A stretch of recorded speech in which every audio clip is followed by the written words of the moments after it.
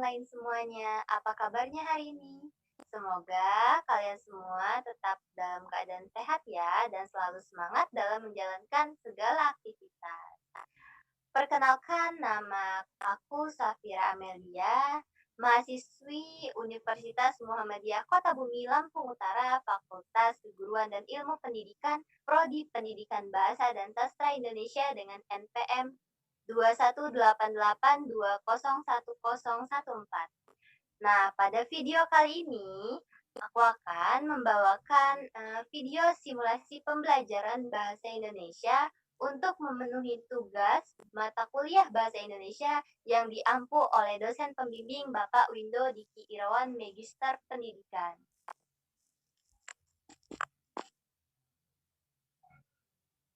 Nah, materi apa saja sih materi bahasa Indonesia? Yuk kita simak penjelasannya. Materi yang pertama ada peranan bahasa Indonesia.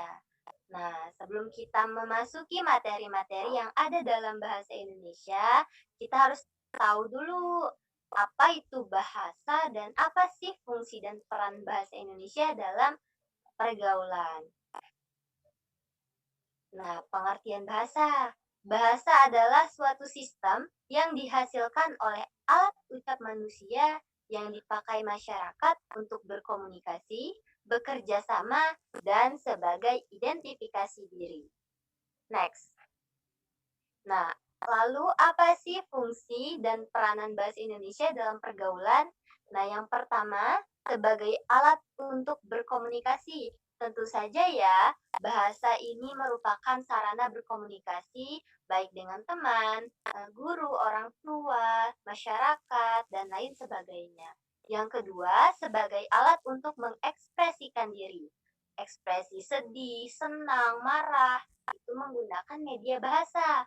Yang ketiga, sebagai alat untuk mengadakan integrasi dan beradaptasi sosial. Yang keempat, sebagai pemersatu bangsa. Yang kelima, sebagai alat untuk berpikir. Dan yang keenam, bahasa juga mampu mempengaruhi tingkah laku. Apabila kita menggunakan bahasa yang baik kepada seseorang, tentu orang tersebut akan bertingkah laku baik kepada kita. Dan sebaliknya, apabila kita berbahasa yang tidak baik kepada seseorang, jelas tentu saja orang itu akan bertingkah laku tidak baik terhadap kita. Next ya. Nah, ada nih hal-hal yang dikaitkan dengan bahasa. Apa aja sih? Yang pertama, itu ada akal. Akal jelas sangat mempengaruhi yang berkaitan dengan bahasa. Karena dengan bahasa kita akan bisa berpikir menggunakan akal dan logika. Nah, yang nomor dua ada makna dan interpretasi. Jelas, bahasa pasti memiliki makna dan pengertiannya tersendiri. Nah, yang ketiga konvensi, yaitu kesepakatan. Jelas, bahasa ini harus adanya konvensi atau kesepakatan. Tanpa adanya kesepakatan, bahasa itu tidak akan bisa dimengerti oleh banyak orang. Yang keempat, ada dimensi bahasa objektif. Apa itu? Untuk mengatasi ruang yang bersifat universal dan ilmiah. Dan yang kelima, ada intertekstualitas, yaitu teks yang saling mempengaruhi pemahaman. Next ya. Nah, setelah kita mengetahui fungsi dan peran bahasa, kita masuk ke materi ragam bahasa. Apa sih ragam bahasa dan apa saja ragam bahasa yang ada di Indonesia? Nah, pengertian ragam bahasa. Apa sih ragam bahasa?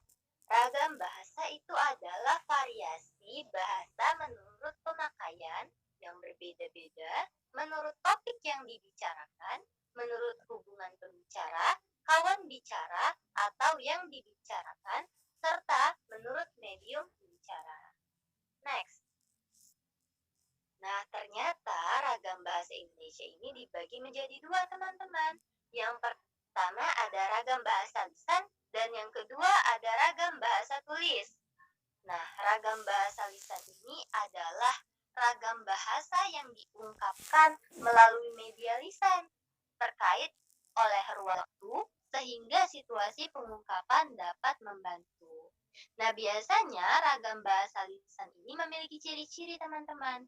Nah, yang pertama itu memerlukan orang kedua atau teman. Nah, kemudian tergantung kondisi, ruang, dan waktu.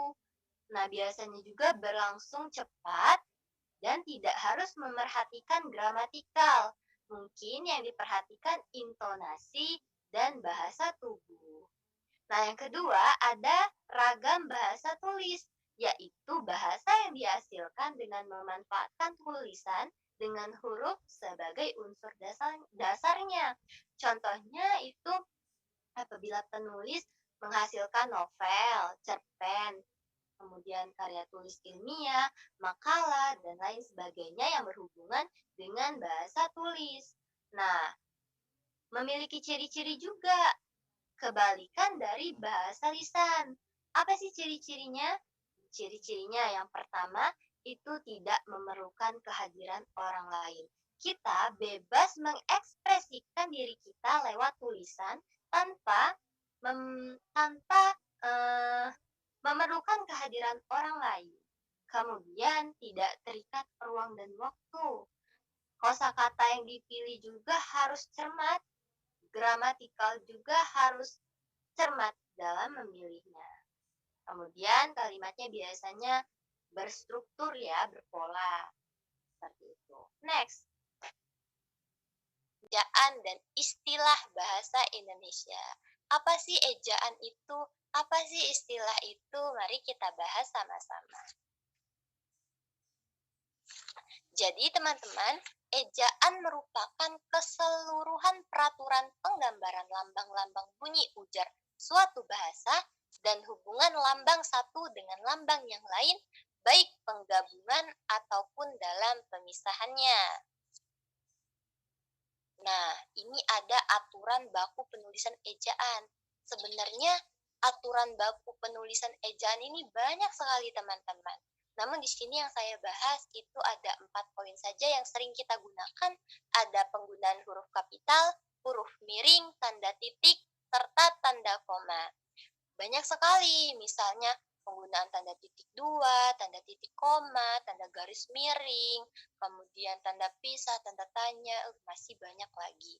Namun di sini kita akan bahas satu persatu dari 4 poin ini ya.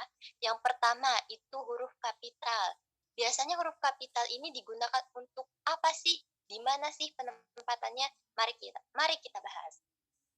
Nah, jadi penggunaan huruf kapital ini pertama digunakan sebagai huruf pertama dalam awal kalimat. Jadi jika teman-teman menulis awal paragraf, awal teman-teman nulis itu menggunakan huruf kapital. Nah, kemudian dipakai di awal petikan langsung. Dipakai juga di huruf pertama dalam ungkapan yang berhubungan dengan Tuhan atau kitab. Misal, Tuhan, Yang Maha Esa, Al-Quran, Alkitab itu menggunakan huruf kapital. Nah, kemudian dipakai juga di huruf pertama unsur nama jabatan dan pangkat. Kemudian dipakai juga di huruf pertama nama bangsa, suku, bahasa. Kemudian dipakai juga di huruf pertama hari, bulan, kemudian hari raya, dan dipakai di huruf pertama nama geografi. Nah, yang kedua ada penggunaan huruf miring. Nah, jadi penggunaan huruf miring ini digunakan ketika menulis judul buku, nama majalah, atau nama surat kabar. Jadi ketika teman-teman menulis judul buku, itu dibuat huruf miring ya. Kemudian juga dipakai sebagai kalimat penegasan. Dan dipakai untuk kalimat ungkapan daerah atau bahasa asing yang teman-teman masih asing artinya. Kemudian penggunaan tanda titik. Nah, jadi penggunaan tanda titik ini lazim ya kita gunakan dalam membuat tulisan. Jadi dipakai pada akhir kalimat pernyataan. Misal, ibu sedang pergi ke pasar, titik seperti itu. Kemudian dipakai juga untuk memisahkan angka jam, menit, dan detik. Jadi tidak perlu lagi ditulis 1 jam 30 menit 20 detik. Cukup tulis 1.30.20 Kemudian juga dipakai di antara nama penulis, judul tulisan, dan tempat terbit dalam daftar pustaka. Kemudian digunakan juga ketika untuk memisahkan bilangan ribuan atau kelipatannya. Contohnya misalnya 7.500. Jadi penulisannya 7.500 seperti itu. Dan yang terakhir, yang keempat, penggunaan tanda koma, yaitu dipakai di antara unsur-unsur dalam suatu perincian. Misal, ibu membeli meja, koma, kursi, koma, lemari, koma, dan buku, misal. Nah, juga dipakai untuk memisahkan kalimat setara satu dengan kalimat setara lainnya yang didahului kata tetapi, sedangkan, melainkan, yaitu. Nah, itu ya, jadi aturan baku penulisan ejaan. Next. Tadi kita sudah belajar ejaan, kita belajar tentang istilah. Apa sih istilah itu? Jadi istilah ini adalah kata atau frasa yang dipakai sebagai nama atau lambang yang dengan cermat mengungkapkan makna konsep, proses, keadaan, atau sifat khas dalam bidang ilmu pengetahuan, teknologi, dan seni. Nah, jadi teman-teman ada dua macam nih istilah. Ternyata yang pertama ada istilah umum dan yang kedua ada istilah khusus. Apa sih istilah umum itu? Jadi istilah umum ini adalah istilah yang menjadi unsur bahasa yang digunakan secara umum. Contoh anggaran belanja, penilaian, radio, daya, nikah, takwa. Nah, sebenarnya anggaran belanja dahulunya ini merupakan istilah khusus yang hanya dipakai di sistem pemerintahan ya. Namun sudah bisa kita pakai secara umum. Sama seperti nikah, takwa itu bisa dipakai di secara umum. Nah, yang kedua ada istilah khusus, yaitu istilah yang pemakaiannya dan maknanya terbatas pada suatu bidang tertentu. Contohnya bidang kesehatan dan bidang sebagainya. Contohnya nih ada kata appendektomi, iurtosis, bipatride, pleisosen. Itu hanya bidang-bidang tertentu. Next ya. Kata. Nah, apa sih kata? Apa sih jenis-jenis kata? Nah, jadi pengertian kata ini secara bahasa berasal dari bahasa Sanskerta. Berasal dari katha yang artinya konvensi atau kesepakatan, bahasa atau dongeng. Nah, kata ini merupakan unit bahasa yang mengandung arti dan terdiri dari satu atau lebih morfem. Nah, jadi kumpulan dari beberapa kata ini dapat membentuk frasa, klausa, dan kalimat. Nah, ada banyak ya teman-teman jenis kata. Yang pertama ada kata kerja atau dalam bahasa Inggris disebut dengan verba. Apa itu? Yaitu suatu kata yang memiliki makna perbuatan, kegiatan, atau tindakan. Kata kerja ini juga memiliki ciri-ciri. Yang pertama itu memiliki makna proses. Proses melakukan sesuatu, kegiatan, dan sebagainya.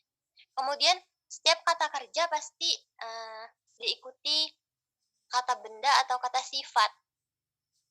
Nah, kemudian sering dibentuk dengan imbuhan me, di, ber, ter, per, dan sebagainya. Banyak sekali ya contoh kata kerja, misalnya beli, jual, pergi, dan sebagainya. Nah, yang kedua itu kata benda atau bahasa Inggrisnya nomina. Itu merupakan kata yang sering digunakan untuk menyebutkan makhluk hidup, benda mati, ataupun tempat. Nah, contohnya manusia, ilmu, buku pengetahuan, makanan, dan banyak sekali ya. Memiliki ciri-ciri juga. Yang pertama itu dapat diperjelas dengan menambahkan kata sifat. Contohnya, rumah yang bagus. Rumah merupakan kata benda Bagus merupakan kata sifat, kemudian juga dapat dibatalkan sifatnya itu dengan kata bukan. Misal bukan kursi, bukan meja. Nah, kemudian dapat berkedudukan juga sebagai subjek dan objek. Contohnya, Ana membeli sepatu baru. Ana merupakan kata kerja dan sepatu juga merupakan kata benda. Sorry, maksudnya Ana merupakan kata benda dan sepatu merupakan kata benda juga. Nah, yang ketiga jadi kata sifat atau adjektiva. Jadi kata sifat ini digunakan yang pasti untuk menyatakan sifat ya, atau keadaan suatu hal. Memiliki ciri-ciri, dapat dibatalkan sifatnya dengan kata tidak. Misal, tidak cantik, tidak indah, tidak bersih. Kemudian yang sering dipakai juga diikuti dengan kata sangat, sangat bersih, amat luas, paling bagus, dan sebagainya. Kemudian yang keempat itu kata keterangan atau adverbia.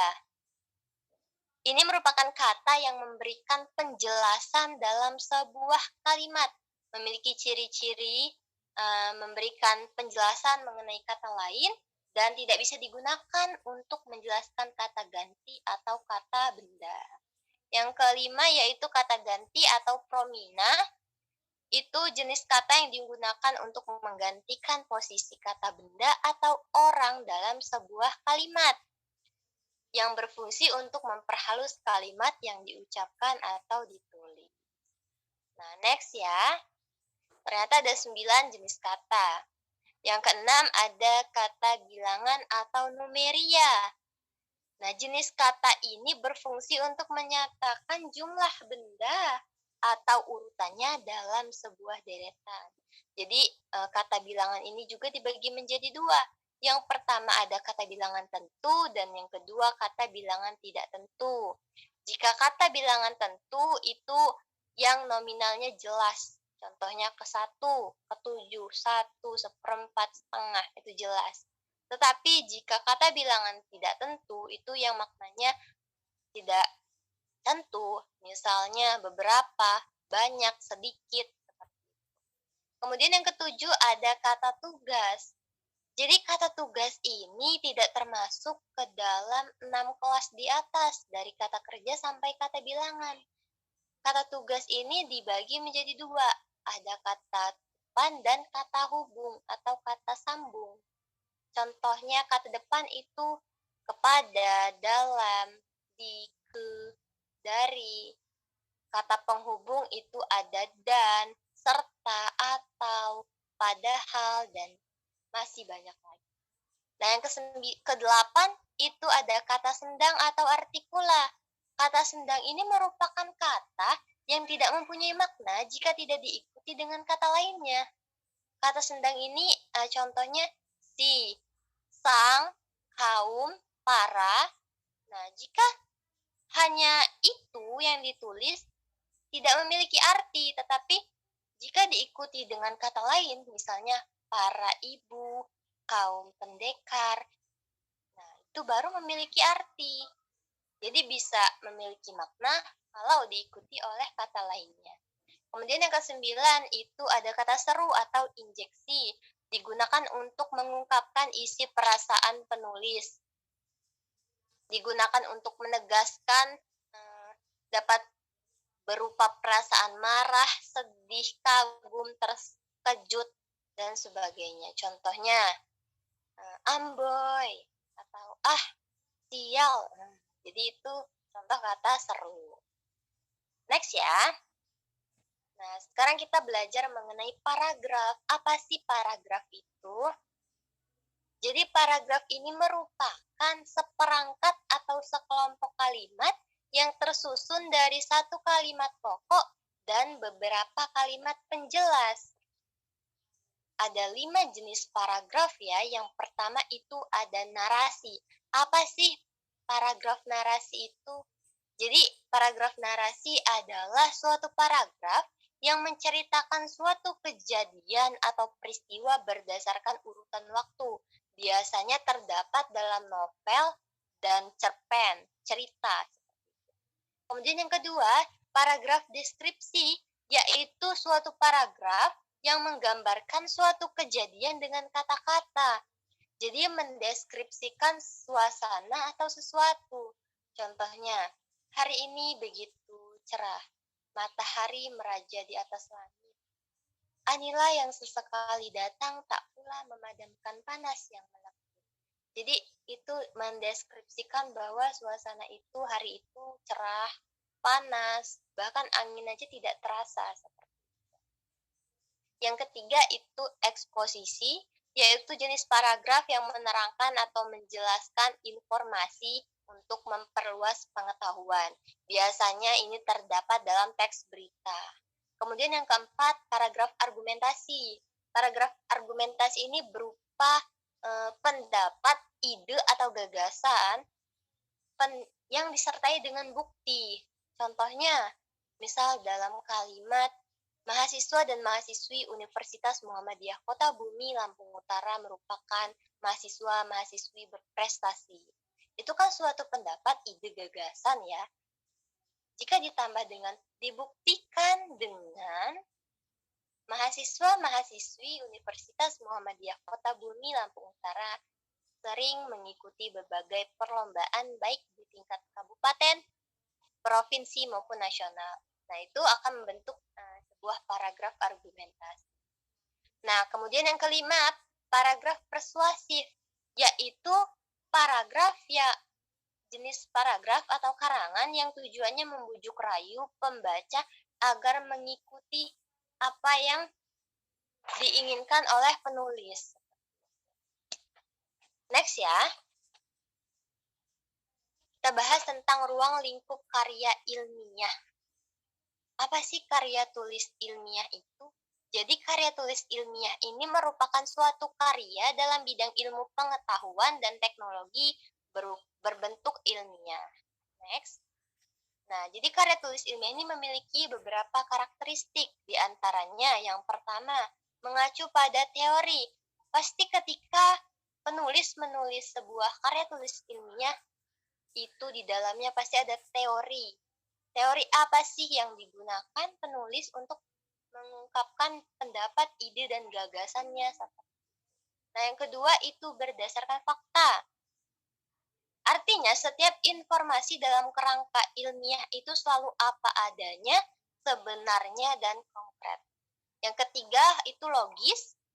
Artinya, setiap keterangannya itu dapat ditelusuri, diselidiki, dan diusut. Dan alasannya juga rasional, dapat diterima oleh logika. Kemudian yang keempat itu objektif.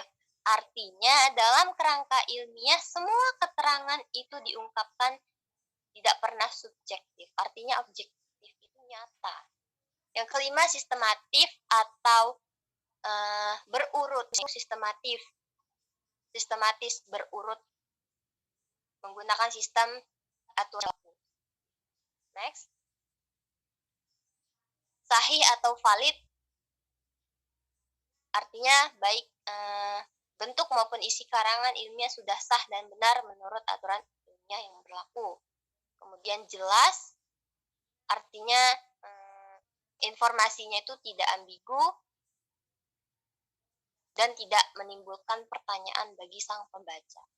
Kemudian yang ketiga saksama, itu baik penyajian maupun pembahasan dilakukan secara cermat dan teliti. Kemudian juga tuntas dan pasti bahasanya baku, memperhatikan ejaan dan gramatika. Next ada macam-macam karya tulis ilmiah. Yang pertama itu makalah. Biasanya pelajar dan mahasiswa sering ya membuat makalah.